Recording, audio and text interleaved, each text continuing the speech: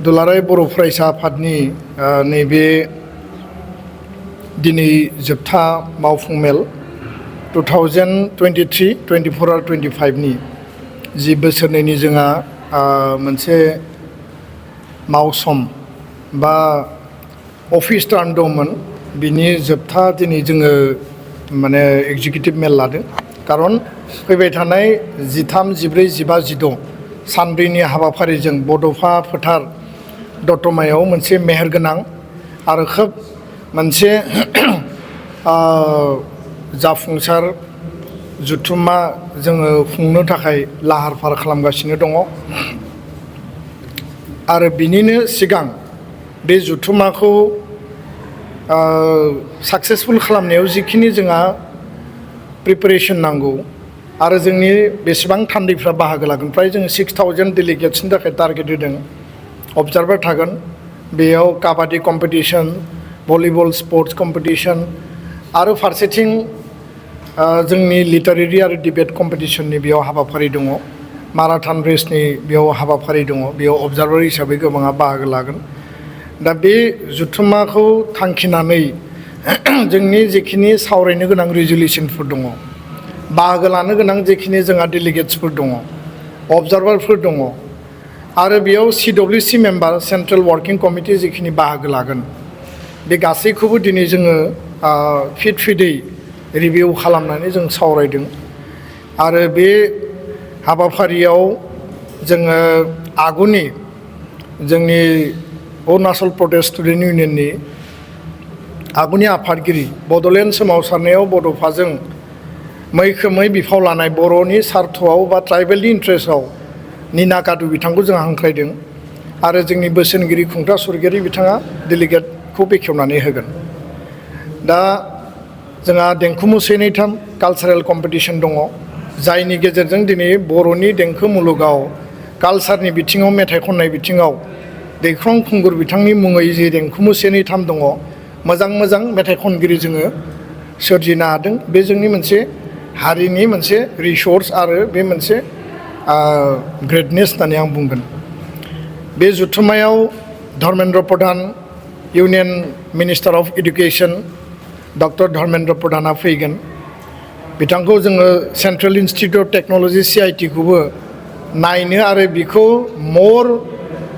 student friendly आरो जोंनि फिउचारखौ गायसननो हानाय IIT आरो NIT बा नोङो IIM बा IIIT जि लेभेलनि दङ बेबायदि जोङो CIT खौ बानायनो हायो नामा बिनि थाखाय बिथांखौ हांख्रायदों जोंनि जुथुमायाव बाहागो लागोन जेराव 20,000 स्टुडेन्टफ्रा बेयाव पार्टिसिपेट खालामगोन दा बे हाबाफारियावनो जोङो गोदान मोनसे थांखिजों Indian space research organisation ISRO जे बेंगलुरुआव दङ बिनि फर्मार डाइरेक्टर CBPO बिथांखौ जों हांख्रायदों आरो सिनियर मस्ट साइन्टिस्ट बिथांमोन फैगोन शिलंनिफ्राय माने स्पेस अन व्हील्स बेबायदि माखासे गारिफोर फैगोन आरो हरनि समाव जोङो स्काई बा स्पेसखौ जोङो टेलिस्कपनि गेजेरजों स्टार्स मुन जि सम्भब नायनायनि आरो साइन्सनि मडेल कम्पिटिशन स्टुडेन्टफ्रा स्कुल आरो कलेजनि स्टुडेन्टफ्रा बेयाव बाहागो लागोन स्टल थागोन बे मोनसे जोंनि स्पेशल इनिसिएटिभ बर' राव बर' बिजों आरो मिडियामनि स्टुडेन्टनि गेजेराव क्वालिटि इडुकेसन लाबोनायनि थाखाय बेयाव जोङो डिसकासन खालामगोन आरो जेराव जोङो माखासे रिन'न आलासि तरेन बर' बिथां डक्टर सुमजल भट्टाचार्य बिथां आरो गोबां माखासे आलासिफोरखौ जों हांख्रायदों दा बेखायनो बे जोंनि थाखाय मोनसे खोब माने गोनांथार हाबाफारि 15 मार्चआव जोङो जोंनि आगुनि एबसुनि प्राय 1000 बारग' दैदेनगिरि बिथांमोनखौ जों बरायगोन बेयाव एबसुनि the history book history of all Bodo' students union and Bodoland movement 6 बोसोरनि 1967 निफ्राय 1993 नि बे मोनसे फार्स्ट एडिशन पार्टखौ 9 बोसोर लिरनायनि उनाव जोङो देग्लाय बेखौ जोङो पाब्लिश खालामगोन बेखौ जोङो बेखेवगोन आरो बेजों लोगोसे गोबां बिजाबफोरखौ बेयाव बेखेवनाय जागोन जोंनि दैदेनगिरिफोरखौ बरायगोन माहारिबादनि आदर्शजों बड'फानि जे गेरेमसा माहारि दानाय बर' हारिनि माहारिबाद थामोनथा रैखाथिनि सायाव जोंनि अस्तित्व आरो फिउचारखौ लानानै जों बेयाव गोथौ गुवार सावरायगोन बेलासे जोङो जोंनि अर्गेनाइजेसनफोरनि गुबुन गुबुन हारि माहारिनि आफादफोरनि दैदेनगिरिफ्रा 50तासो अर्गेनाइजेसननि लिडार्सफोरखौ जों लिंहरदों बिथांमोना जोंनि पिस आन्डारस्टेन्डिं आरो प्रस्पेरिटिनि सायाव सावरायगोन बाहागो लागोन नेक्स्ट दिना जोङो प्राय 2 लाख पाब्लिक गेदारिं खालामनायनि टारगेट लादों जेराव बिटिआरनि चिफ प्रमद बर' बिथां जों लोगोसे आसामनि गिबि मन्थ्रि डक्टर हिमन्त बिश्व शर्मा आरो इउनियन हम मिनिस्टार अमित शाह बिथांखौ जों हांख्रायदों गिबि मन्थ्रि बिथाङा फैगोन बिटिआरनि चिफ प्रमद बर' बिथाङाबो बाहागो लागोन आसामनि मन्थ्रि उरखाव गोरा ब्रह्म आरो बर' थुनलाइ आफादनि आफादगिरि डक्टर सुरत नार्जारी बिथांमोना गोबां आलासिफोरा बाहागो लागोन मिरुनि नखर मन्थ्रि बिथांजों जगाजगा सोलिबाय थादों बिथाङा फैनो होननानै कनसेन्ट होदों दा फाइनाल कनसेन्टनि थाखाय जों वेट खालामबाय थादों किन्तु कमिउनिकेसना दाबो सोलिगासिनो दङ दा जोङो मिजिंथिदों जोंहा मोखाङाव बाजेट सेसन दा सोलिगासिनो दङ बे रिजिउम जाफिनगोन union budget state budget 125 amendment BTR एकर्डनि जे मोनसे मेजर इमप्लिमेन्टेसननि बाथ्रा थाबाय कन्स्टिटिउसन एमेन्डमेन्टनि बाथ्रा थाबाय स्कुल प्रभिन्सियेलाइजेसननि मेटार दङ गामि सोसननायनि मेटार दङ कार्बि आंलंनि एसटि हिलनि मेटार दङ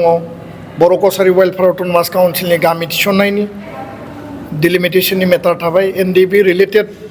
माखासे जोंहा इस्यु थाबावबाय इनफ्रास्ट्राक्चार जि प्रजेक्ट डेभेलपमेन्टेल जि स्पेसियेल डेभेलपमेन्ट पेकेजनि बाथ्रा थाबाय नभेम्बर दाननि 2024 दा 25 रेलवे मिनिस्ट्रि आरो रेलवे बोर्ड बे मोननैबो माने डिपार्टमेन्ट बा मन्त्रालया जइन्ट डिसकासननि गेजेरजों एनेक्साराव थानाय बिटिआर बे एकर्डनि गेजेरजों रेलवे कोच फेक्ट्रि बेखौ गायसननायनि थाखाय बा मेनुफेक्चारिं इउनिट गायसननायनि थाखाय 300 कोटि थाखा एलटमेन्ट होदों आरो बे एलटमेन्टनि आधाराव बासबारियाव जिहेतु मोनसे लकेसन प्रपज खालामनाय जादोंमोन बे लकेसना जथेस्थ प्राय 2000 बिगानि बेयाव मोनसे बिटिआर काउन्सिलनिफ्राय लेन्डनि थाखाय प्रपज खालामदों जिहेतु बेयाव माने बे लेन्डस्केपखौ बे मेनुफेक्चारिं इउनिटनि थाखाय बाहायनांगौ आरो बाहायनांगौनि थाखाय काउन्सिला जिखिनि माखासे अफिसियेल वर्क दङमोन बिनि थाखाय अलरेडि खामानि मावनाया बै समनिफ्रायनो सोलिबाय थादों दा एडभान्टेज आसामनि मोनसे हाबाफारिनि गेजेरजों इउनियन मिनिस्टार अफ रेलवे एफेयार्सनि जाय मन्थ्रि अश्विनी बैष्णबा दाख्लै फैनानै बुंदों जे नैबे क'क्राझारनि बासबारियाव एडभान्टेज आसामनि गेजेरजों 300 कोटि थाखा रेलवेनि मेनुफेक्चारिं इउनिट बानायगोन होननानै बिथाङा घोषणा होदों बे माने लेटार होनायनि हाबाफारिया 26आवनो जादों आरो बिथाङा स्वयं आसामाव फैनानै एडभान्टेज आसामनि गेजेरजों बे इउनिटखौ घोषणा होदों बिनि खामानिया जिहेतु फैसा एलटमेन्ट होबाय बिनि खामानिया आरम्भ जागोन आरो बे 1500 क्र'रजों 300 कोटि थाखाया लोब्बा गैया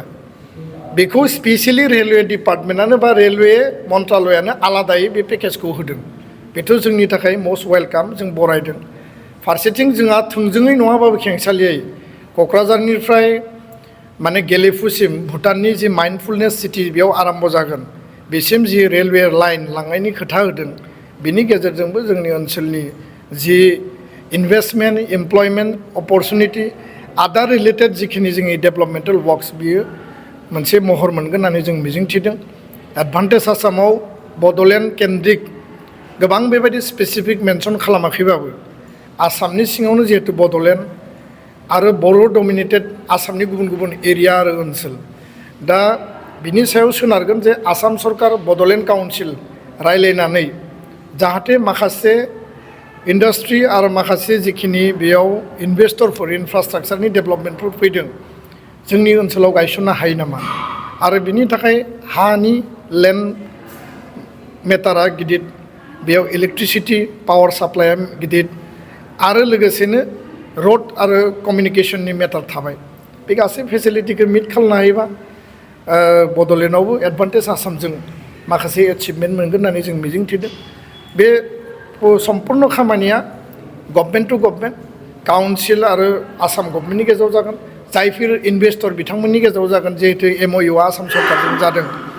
आरो BTR गभर्नमेन्टआ जिहेतु आसाम सरकारनि दा पार्टनार दा बिथांमोननि गेजेराव सावरायनानै इयुनाव माबा मोनसे मोजां फिथाइ मोनगोन होननानै जोंबो आसाबादि आरो बिनि थाखाय सरकारा गावनि लेभेलाव खामानि मावगोन जोंनि जथुम्माया मोजाङै जाफुंगोन अर्गानाइजेसनेल माखासे बिथिं दङ दुलाराय बर' फरायसा आफादनि जोंनि जिल्ला जोंनि university unit committee state committee आनसलिक कमिटि जोंहा गासिबो जिल्ला आनसलिकफ्राव टार्मिनेटिंआ जाबाय मिरु आफादाबो एबाराव गोदान आफाद बेयाव दाफुंनाया जागोन जिहेतु मोनफ्रोमबो 2 बोसोराव जोंहा निउ बडि फर्मेशन जायो आरो बे आफादनि संबिजितनि आधारावनो जागोन आरो लोगोसेनो जिखिनि जोंहा माहारिनि इन्टारनेल इश्युसफोर दङ एजेन्डाफोर दङ आल्टिमेट बड'फानि जे थांखिखौ लानानै हाबा मावलांनांगौ बेयाव डेलिगेटनि बिथिङाव जोङो गोथौ गुवार आरो जातीयताबादा जोंनि मुल मन्त्र माहारिबादखौ गारनानै एबसुआ मालाबाबो जिरायनानै थायाखै आरो माहारिबादनि आधारावनो हारि दानायनि थाखाय बड'फानि आदर्शजों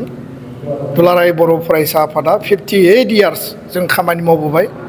आरो जोङो थैथां मावलांगोन बेखिनियानो